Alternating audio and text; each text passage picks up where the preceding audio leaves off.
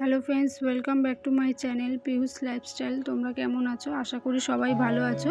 আমিও খুব ভালো আছি। আজকে বেরিয়ে পড়েছি পাকুড়িয়া সালসা ধাম উদ্দেশ্যে।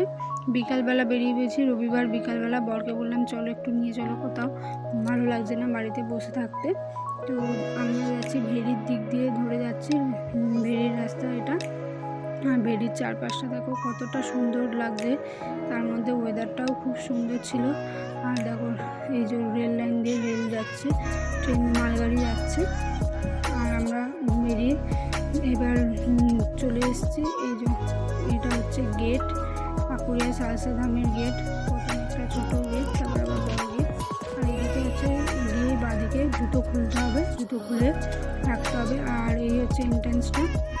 আগে জানো তো অনেকবার এসেছি, তখন এইগুলো পুরো ফাঁকা ছিল, উপরে সেট বা নিচে এরকম কিছু দেওয়া ছিল না। এখন কাঠ পেতে তার ওপর কার্পেট বিছিয়ে দিয়েছে, আর ওপরে পুরো সেট করে দিয়েছে, যাতে জল বৃষ্টিতে মানুষের অসুবিধা না হয় ওপরে উঠতে, কারণ জল পড়লে পুরো ভিজে যায় এখানটা। আর দেখো পুরো তারপর চলে এসেছি একদম সিঁড়ির কাছে। এবার অনেকগুলো সিঁড়ি আছে, সিঁড়ি দিয়ে উঠতে হবে। দুদিক দিয়ে, একদিক দিয়ে যাওয়ার রাস্তা আর একদিক দিয়ে নামার রাস্তা। আর মাঝখানে রেল লাইন বলছি, রেলিং দিয়ে দিয়েছে।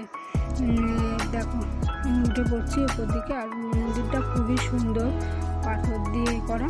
আর পুরো চারিদিকে পাথর দিয়ে হনুমান মন্দির করা আছে।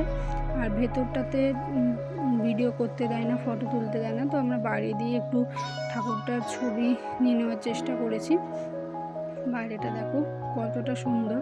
এটা হচ্ছে বাইরের দৃশ্যটা। ভেতরটা তো দেখাতে পাচ্ছি না, কারণ ফটো তোলা ভিডিও করার কোনো অ্যালাউ নেই। বাইরেটা দেখো পুরো ঝাড়, আর এত সুন্দর ডিজাইন করা, কী বলবো, খুবই ভালো লাগে। অনেকবার গেছি এখানে, অনেকবার বলতে আগে মনে আমি 2বার গেছি, এমনি আবার 3বার হলো আসছি। খুবই সুন্দর মন্দিরটা। এটা ওপরে সিঁড়ি দিয়ে ওপরটা অনেক উঠে পড়তে হয়, উঠে এই যে মন্দির। আর এই সাইডে লিফট আছে, যারা বয়স্ক মানুষ বা প্রতিবন্ধী তাদেরকে এই লিফটে করে তুলে নিয়ে আসা। আর লিফটে করে নামানো যাওয়া, একজন নামছে, উনি হুইল চেয়ারে করে এসেছিলেন। এটা উপর দিয়ে দৃশ্য দেখো কতটা সুন্দর, রাস্তা দেখা যাচ্ছে, রাস্তা দিয়ে গাড়ি যাচ্ছে। আর দেখো উপরটা এত সুন্দর লাগছে।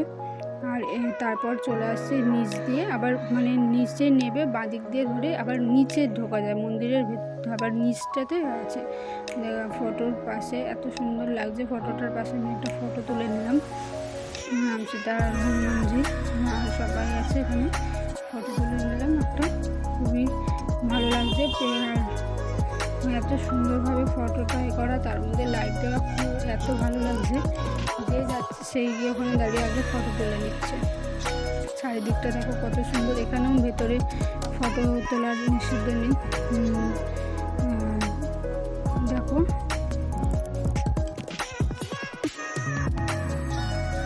ফটো তোলার নিষিদ্ধ নেই বলছি তোমাদের, ফটো তোলার নিষিদ্ধ।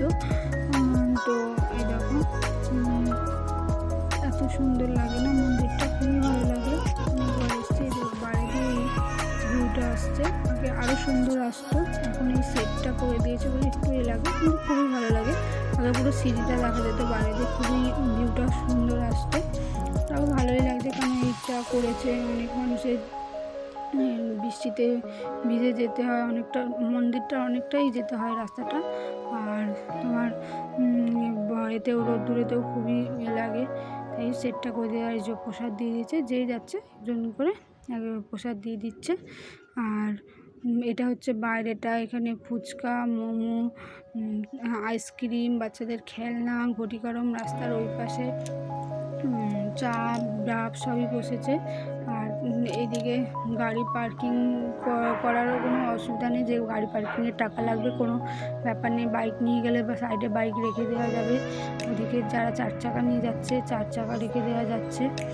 আর এটা হচ্ছে পাকুড়িয়ার সালসা ধাম বলে পরিচিত মন্দিরটা। দেখো চারিপাশটা সবাই বাইক রেখে দিয়েছে, যে পাকুড়িয়ার সালসা ধাম বলে মন্দিরটা পরিচিত। এত ভালো লাগছে দেখো, মন্দিরের বাইরে দিয়েই কত সুন্দর লাগছে, খুবই ভালো লাগে। তোমরা এসো এখানে চলে এসেছি মেলাতে। ফেরার পথে দেখছি মেলা বসেছে, কোনার ওখানে রথের মেলা বসেছে, তাই ভাবলাম একটু মেলাতেও ঘুরে নিই। মেলার মধ্যে কিছু কিনিনি, একটু জাস্ট ঢুকে দেখছিলাম। আর দুটো থালা, ঠাকুরের ছোটো স্টিলের থালা, দুটো গ্লাস কিনেছি। আর আমার ভিডিওটা যদি তোমাদের ভালো লেগে থাকে অবশ্যই লাইক, কমেন্ট, শেয়ার করো, চ্যানেলটাকে সাবস্ক্রাইব করো। ভালো থেকো, সুস্থ থেকো।